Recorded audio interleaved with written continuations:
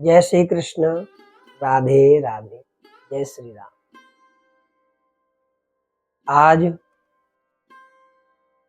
महर्षि वाल्मीकि का महनीय चरित्र हम आपको श्रवण कराने जा रहे हैं।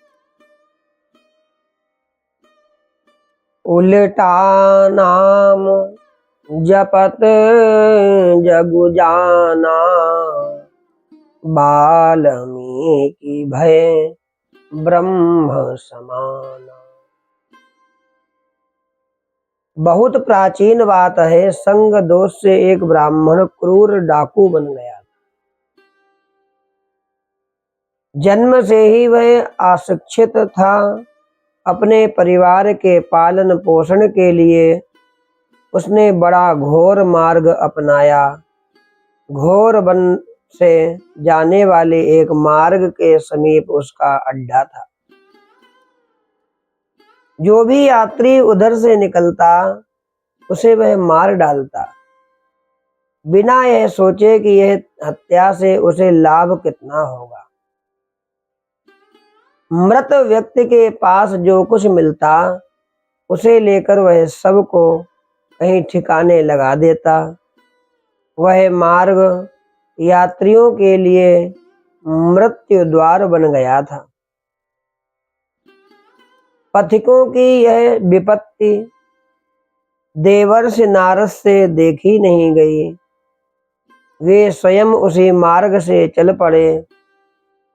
सदा की भांति शस्त्र उठाए डाकू उन पर भी झपटा।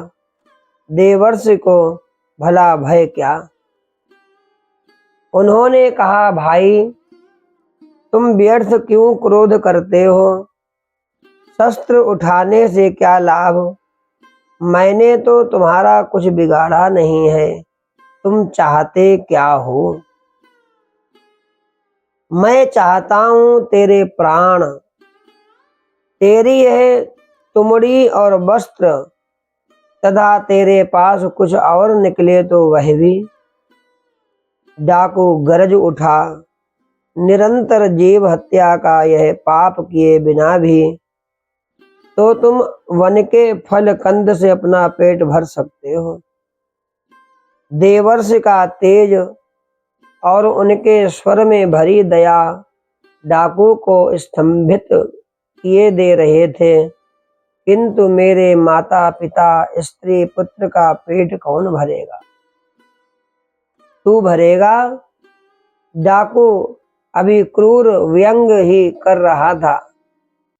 भाई तुम जिनके लिए नित्य यह पाप करते हो उनमें से कोई तुम्हारे पाप का फल भोगने में भाग नहीं लेगा। अपने पाप का फल तुम्हें अकेले ही भोगना होगा। नारद जी ने बड़ी मृदुता से कहा, यह कैसे हो सकता है। डाकू विचलित हो उठा था। जो मेरे पाप से कमाए धन का सुख भोगते हैं वे मेरे पाप के फल में भी भाग तो लेंगे ही। बहुत भूले हो भाई, पाप के फल में कोई भाग नहीं लेगा। तुम्हें मेरी बात का विश्वास ना हो तो घर जाकर उन लोगों से पूछ लो। देवर्षि ने बात पूरी कर दी। बाबा तू मुझे मूर्ख बनाना चाहता है। मैं घर पूछने जाऊं और तू यहाँ से खिसकता बने। डाकू ने फिर शस्त्र संभाला। तुम मुझे इस पेड़ के साथ भली भांति बांध दो। चुपचाप नारद जी स्वयं एक पेड़ से लगकर खड़े हो गए। अब डाकू को उनकी बात सच्ची लगी। उसने उन्हें पेड़ के साथ वन की लताओं से भली भांति बांध दिया और स्वयं शीघ्रता पूर्वक अपने घर पहुंचा।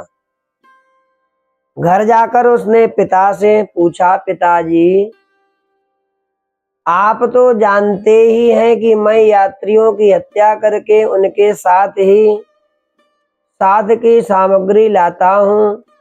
और उसी से परिवार का भरण पोषण करता हूँ। मैं जो नित्य ये पाप करता हूँ उसके फल में आपका भी तो भाग है ना। तनिक खांस कर पिताजी ने कहा।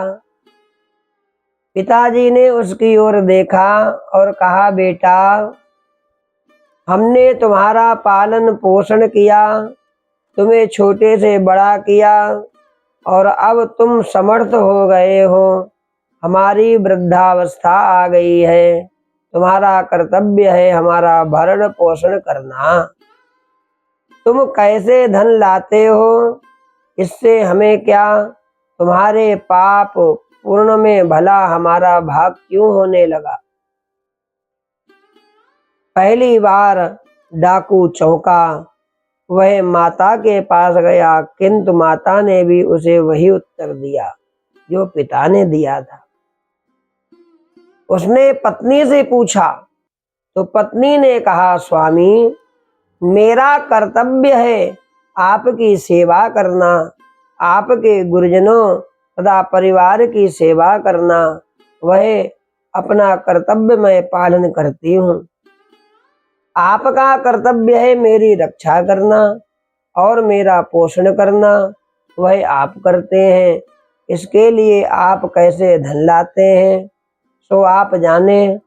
आपके उस पाप से मेरा क्या संबंध है, मैं उसमें क्यों भाग लूंगी आपके पाप में। अब डाकू निराश हो गया। फिर भी उसने अपने बालक पुत्र से अंत में पूछा। बालक ने और स्पष्ट उत्तर दे दिया, मैं छोटा हूँ, असमर्थ हूँ, अतः आप मेरा भरण पोषण करते हैं। मैं समर्थ हो जाऊंगा तब आप वृद्ध और असमर्थ हो जाएंगे। उस समय मैं आपका भरण पोषण करूंगा और अवश्य करूंगा।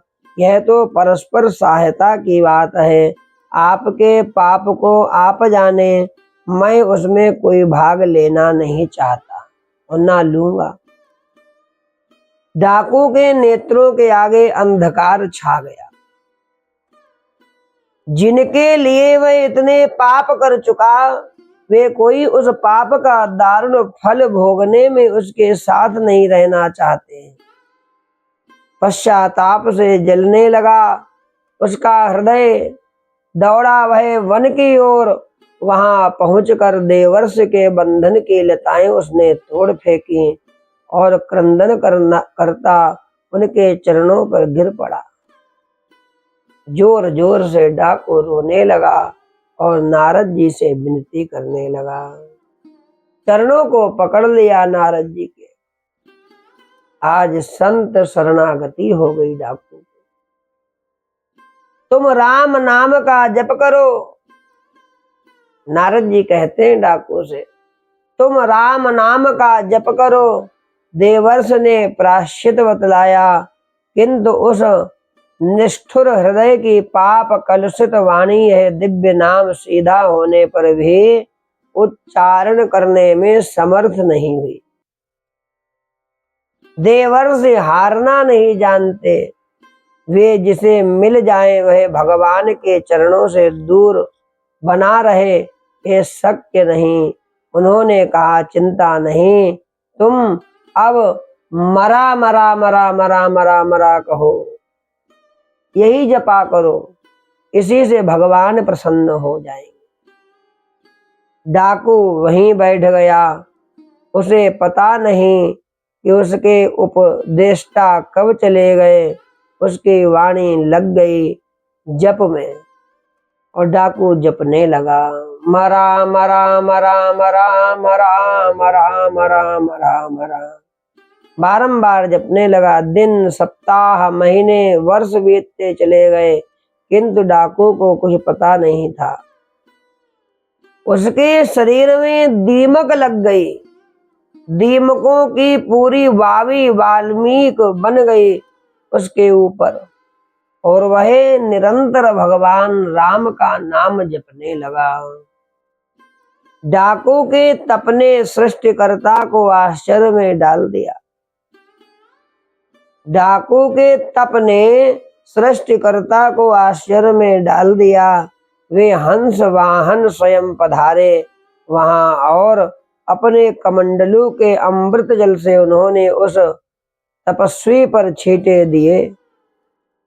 उन जल सीकरों के प्रभाव से उस दीमकों के वाल्मीक से जो पुरुष निकल खड़ा हुआ वह अब पूरा बदल चुका था।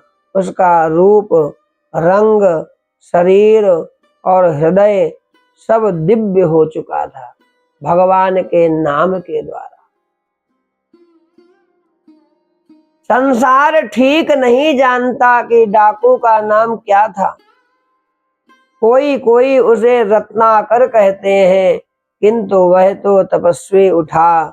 वाल्मीक से निकलने के कारण उसे वाल्मीक कहा गया। उसका नाम पड़ गया वाल्मीक। वह आदि कवि भगवान श्री राम के निर्मल यश का प्रथम गायक बना। विश्व उसकी वंदना करके आज भी कृतार्थ होता है।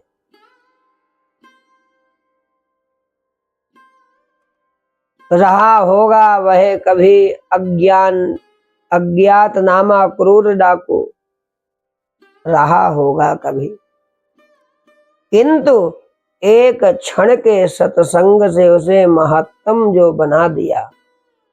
नारद जी जैसे उसको गुरु प्राप्त हो गए, सत्संग प्राप्त हो गया, भगवान का नाम प्राप्त हो गया और डाकू रत्नाकर आज वाल्मीकि बन गए।